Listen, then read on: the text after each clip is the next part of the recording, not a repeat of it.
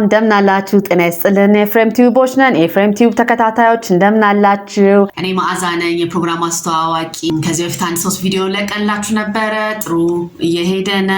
ላይክ ሰብስክራይብ እያደረጋችሁ ስለሆነ በጣም እናመሰግናለን። የባለፈው ቪዲዮዎቻችን አይታችኋል። ዛሬ ደግሞ ሌላ ቪዲዮ ይዘን መተናል። ቪዲዮአችንን ያያችሁ የተከታተላችሁ ላይክ ሰብስክራይብ እያደረጋችሁ ላላችሁ እጅግ ከልብ እናመሰግናለን።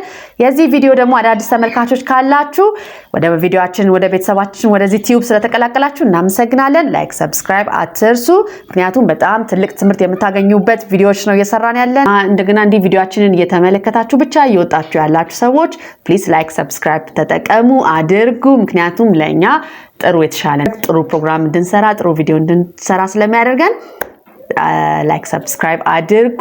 ሌላ ምን መክራችሁ ነገር ይሄን ቤተሰብ ተቀላቀሉ። ከዚህ ቤተሰብ ስትቀላቀሉ ብዙ የምታገኟቸው ትምህርቶች ብዙ የምታገኛቸው ለስራችሁ ለውጥ የምታገኙበት ነገር ስላለ ይሄንን ቤተሰብ መቀላቀላችሁ ትልቅ ጥቅም አለው እንላለን። ዛሬ ዘንላችሁ የመጣነው ቪዲዮ ደግሞ የአካውንቲንግን ጥቅም አካውንቲንግ ጥቅሙ ምንድነው የሚለው ነው። ይሄ ንግዱ ስላላችሁ ሰዎች ይሆናል፣ ተማሪዎች ይሆናል። አንድ ካምፓኒ ውስጥ የአካውንቲንግን ጥቅም ነው ይዘንላችሁ። ተመልከቱት፣ ተማሩበት፣ ተጠቀሙበት። ወደ ፕሮግራማችን እናልፋለን። ላይክ ሰብስክራይብ እንዳትረሱ። ቴንክ ዩ። ሰላም ጤና ይስጥልኝ። እንዴት ናችሁ? EPHREM ነኝ። ዛሬ አዲስ ቪዲዮ ይዤላችሁ ተመልሻለሁኝ። በርግጥ ሰሞኑን ጠፋ ብያለሁ ነበረ። እንግዲህ በተለያዩ ምክንያቶች ናቸው። ምናልባት በኔትወርክ ምክንያት እንዲሁም መብራት ደግሞ ሄድ መጣ እያለ ቪዲዮን ይዤ ተመልሼያለሁ ማለት ነው። እንግዲህ በዛሬ ፕሮግራማችን የምናየው ምንድነው የአካውንቲንግ ጠቀሜታ ምን ያህል ድረስ ነው የሚለውን ነገር አሳያችኋለሁ ማለት ነው። ስለዚህ ወደ ፕሮግራም ወስዳችኋለሁ። መልካም ቆይታ።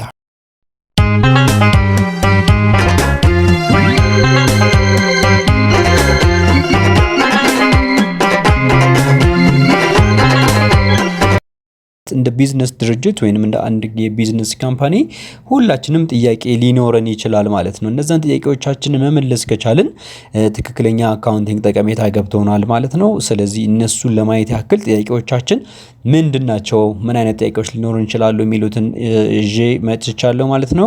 ስለዚህ ጥያቄዎቻችንን ብያሰብኳቸው ኦልሞስት ወደ 8 አይነት ነጥቦችን እጄ መጥቻለሁ።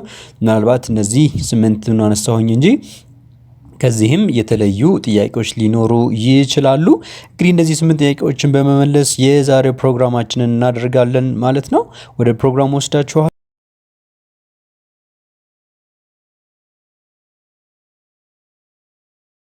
ወደ አንደኛው ጥያቄ እናልፋለን። ወይንም ብዙ የቢዝነስ ካምፓኒዎች ጠይቁት የሚችሉ ጥያቄዎችን ያዘጋጀሁት አንደኛው ምንድነው እያተረፍኩ ነው ወይንስ ደግሞ እየከሰርኩ ነው የሚለውን ነገር ሁሉም ሰው ማወቅ ይፈልጋል። እንደ ቢዝነስ ነጋዴ ወይንም ደግሞ እንደ አንድ ተቋም ማትረፉና መክሰሩ ያሳስበዋል ማለት ነው። ስለዚህ ቢዝነስ ካምፓኒ ወይንም ደግሞ እየሄደበት ያለው አካሄድ ወደ ትርፋማ መንገድ ነው ወይንስ ደግሞ ወደ ኪሳራ መንገድ ነው የሚለውም ነገር ነው ማለት ነው።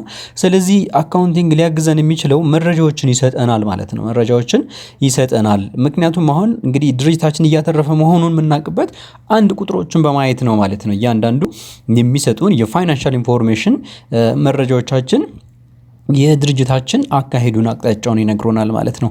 ስለዚህ አካውንቲንግ መጠቀማችን ይህንን ነገሮች ቢያንስ ማስተካከል እንድንችል ምናልባት ወደ ኪሳራ መንገድ እየሄደ ካለ ያንን ከኪሳራ መንገድ መመለስ የምንችልበትን ፕሮቪዥናል የሆነ የፋይናንሻል ስቴትመንታችንን ቀድመን በመስራት መለየት የምንችልበት አጋጣሚ ያለ ማለት ነው። ስለዚህ አካውንቲንግ እዚህ ጋር ትልቅ አስተዋጽኦ ያደርግልናል። ወደ ሁለተኛው ነጥብ ስንመጣ ደግሞ የመሸጫ ዋጋዬ በቂ ነው ወይንስ ደግሞ በቂ አይደለም የሚለውን ነው።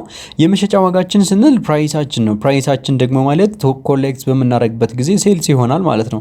ስለዚህ አጠቃላይ ካምፓኒው እንደ ድርጅት ኮሌክት ያደረገው የገንዘብ መጠን ሴልስ ያደረገው ምን ያህል ነው የሚለውም ነገር ነው የምናየው ማለት ነው። ስለዚህ የድርጅታችን የተሰበሰበው ገንዘብ ቶታል ሴልሳችን ወጪዎቻችንን ከቨር ማድረግ ይችላል ወይ፣ ለራሳችን የምንጠቀመው ትርፋማ ሊያደርገን ይችላል ወይ የምንለውን ነገር ፖይንት ይይዝልናል ማለት ነው። ስለዚህ እያንዳንዱ ካምፓኒ የሚሸጥበትን ዋጋ መለየት መቻል አለበት።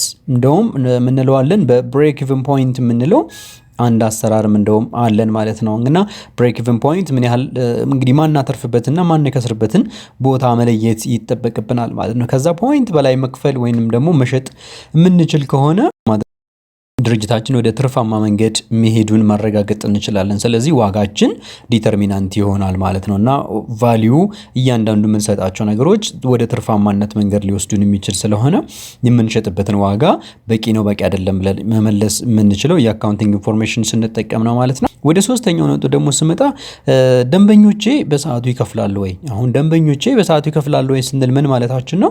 እኛ አገልግሎት የምንሰጣቸው እኛ ሽያጭ የምንሸጥላቸው የኛ ደንበኞች ክፍያዎቻቸውን አገልግሎታቸውን ከተጠቀሙ በኋላ ክፍያዎች በሰዓቱ ይከፍሉናል ወይ የሚለው ነገር ነው። ስለዚህ በሰዓቱ ይከፍላሉ ወይስ ደግሞ አይከፍሉም የሚለው ነገር አካውንቲንግ ኢንፎርሜሽኖችን በማየት መለየት እንችላለን ማለት ነው። ስለዚህ አካውንቲንግ ከደንበኞች ገንዘቡ መሰብሰቡን ሴልሳችን ከፍ ማለቱን የምንሰበሰበው የገንዘብ ብዛት ማደግ መቻሉን በዚህ መለየት የምንችልበት አጋጣሚ አለ። ስለዚህ አካውንቲንግ መጠቀማችን ይህንን ጠቀሜታ ይሰጠናል። ወደ አራተኛው ነጥብ ደግሞ ሳልፍ ለሰራተኞች በቂ ክፍያ እከፍላለሁ ወይስ ደግሞ አልከፍልም የሚለውን ነገር መለየት ይጠበቅብናል ማለት ነው።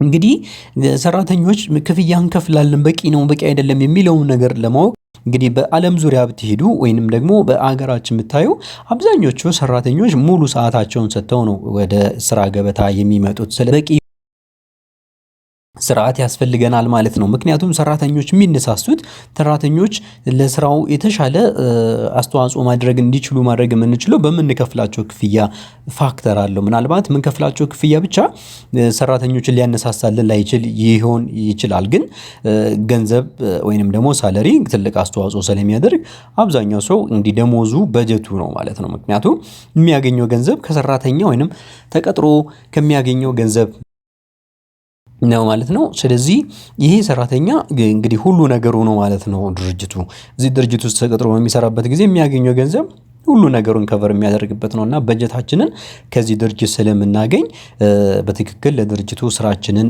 ወይም አቅማችንን አውጥተን መጠቀም እንድንችል ልንሰጥ ስለሚገባ ድርጅቱ ይሄንን ሁሉ ጊዜ ማወቅ ይጠበቅበት። ወደ አራተኛው ነጥብ ስንመጣ ደግሞ በእኔ የስራ መስክ ከተሰማሩ ድርጅቶች ጋር እንዴት መወዳደር እችላለሁ? አሁን እኔ የምሰማራበት ወይንም ደግሞ የተሰማራሁበት የስራ ዘርፍ አለ። ስለዚህ እዚህ ሴክተር ላይ ያሉት ወይንም ደግሞ ጂያንት የሆኑ ትልልቅ የሆኑ ካምፓኒዎች ራን እያደረጉ ነው። እኔ እንዴት አድርጌ ነው ፔኔትሬት አድርጌ እዚህ ካምፓኒዎች ላይ መወዳደር የምችለው? በምን አይነት ስትራቴጂ ነው የሚለውም ነገር ማወቅ ይጠበቅብናል ማለት ነው። ኢንተርናል የሆነ ስትራቴጂዎችን ማውጣት ይጠበቅብናል። ምናልባት ፔኔትሬት አድርጎ ለመግባት ብዙ ችግሮች ሊኖሩበት ይችላሉ ሴክተሩ። ስለዚህ እኛ ምንድነው ማለት ነው በዚህ ሴክተር ላይ ይሄንን በመናረግበት ሰዓት የኛ የኮምፒቲቲቭ አድቫንቴጅ ሊኖረን ይገባል ማለት ነው። ይሄ ኮምፒቲቲቭ አድቫንቴጅ ምንለው እኛ ጋር ያለ እነሱ ጋር የሌለውን ነገር መለየት መቻል አለብን ማለት ነው። ስለዚህ ደንበኞችን ለማግኘት በቢዝነስ ውስጥ ረጅም ጊዜ ለመቆየት ሪቴን አድርገን ለመቆየት የምንሰራበት ኢንቫይሮንመንት ወሳኝ ነው ማለት ነው። ስለዚህ ይሄንን ነገር መመለስ የምንችለው የአካውንቲንግ ኢንፎርሜሽኖችን ስንጠቀም ብቻ ነው ማለት ነው። ስለዚህ አካውንቲንግ እዚህ ላይ ትልቅ አስተዋጽኦ ያደርግልናል። የገንዘብ እንቅስቃሴ እንዴት ነው ስንል ምንድነው ካሽ ፍሎ ማለት ነው። ወደ ድርጅታችን የሚገቡ የገንዘብ መጠኖች ምን ያህል ናቸው? ከሽያጭ የምናገኘው ከድርጅታችን የሚወጡ ገንዘቦች ምን ያህል ናቸው? በፐርቼዝ ወይንም ኤክስፔንሶችን በማውጣት ስለዚህ ወደ ድርጅታችን የሚገባና ከድርጅታችን የሚወጣው የካሽ ፍሎ ካሽን እና ካሽ አውት የምንለው በቂ ነው በቂ አይደለም ወይንም ደግሞ ምን ያህል ነው የሚለውን ነገር መቆጣጠር ይኖርብናል ማለት ነው። ይሄንንም ማወቅ የምንችለው ደግሞ የአካውንቲንግ ኢንፎርሜሽን ስንጠቀም ነው። ስለዚህ የአካውንቲንግ ጠቀሜታ እጅግ በጣም የላቀ ሆኖ እናገኘዋለን በቢዝነሳችን ላይ ማለት ነው። ወደ ሰባተኛው ላይ ስንመጣ ደግሞ ለእቃ አቅራቢዎቼ ክፍያ በሰዓቱ ከፍላለሁ ወይ? ቅድም ምንድን ነበር ያልነው? የኔ ደንበኞች በሰዓቱ ከፍሉኛል ወይ እንዳልኩኝ፣ አሁን ደግሞ እኔ ለእቃ ለሚያቀርቡልኝ ለኔ ካምፓኒ ለሚያቀርቡልኝ እነዚህ ሰፕላየር ለምንላቸው ክፍያ እከፍላለሁ ወይ በሰዓቱ? እንግዲህ በሰዓቱ ክፍያ ማን ከፍል ከሆነ ምን ይሆናል ማለት ነው? የሥራ ግንኙነታችን እየሻከረ ይመጣል ማለት ነው። ስለዚህ ክፍያን በሰዓቱ መክፈልና አለመክፈሌ ትልቅ ፋክተር ስለሚሆን የአካውንቲንግ ኢንፎርሜሽንን ስትጠቀም በትክክል ክፍያዬን መክፈሌና አለመክፈሌን ማወቅበት መንገድ አለ ማለት ነው። ስለዚህ እኔ ላይ ክሌም ካለ ሰዎች እኔ ላይ የሚጠይቁት እዳዎች ካሉ እነሱን መክፈላችን አለመክፈላችን የአካውንቲንግ ኢንፎርሜሽን ስንጠቀም የበለጠ ሊያግዘን የሚችልበት አጋጣሚ አለ። ወደ መጨረሻው ነው ወደ 8ኛው ስመጣ ደግሞ የግልና የስራ ገንዘብን እለያለሁ ወይ ነው። ይሄ ትልቅ ጥያቄ ነው። ባይዘወይ ኢትዮጵያ ውስጥ እንደውም ስሞል ቢዝነስ የምንላቸው ወይንም ደግሞ ፒኤልሲ ደረጃ ራሱ ያሉ ካምፓኒዎች ምን ያደርጋሉ?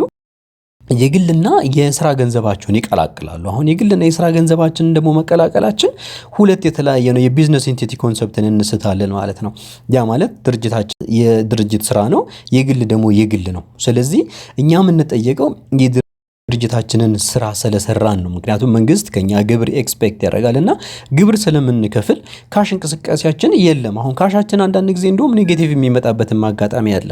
ስለዚህ እንደዚህ አይነት ኬዝ ውስጥ ገብተን ተጠያቂነት ውስጥ ከመግባት ወይንም ደግሞ እንደዚህ ሁለቶቹ ስለምናምታታቸው ትልቅ ችግር ውስጥ እንገባለን። እንደውም ደግሞ አብዛኞቹ ድርጅቶች ተጠያቂ የሚሆኑት ክፍያ የሚከፍሉት አላስፈላጊ ክፍያ ውስጥ የሚገቡት ሁለቶቹ መለየት አለመቻላችን ነው። ስለዚህ ሁላችንም ይህንን ቢዝነስ ራን የምናደርግ ካምፓኒዎች ወይንም ድርጅቶች ይህንን ነገር መለየት መቻል ይጠበቅብናል ማለት ነው። እንግዲህ 8 ነጥቦችን ለማንሳት ሞክሬያለሁኝ። ከዚህም የተለዩ ሀሳቦች አሉ። ስለዚህ አካውንቲንግ በእነዚህና በመሳሰሉት ፖይንቶች አስተዋጽኦ ያደርጋል።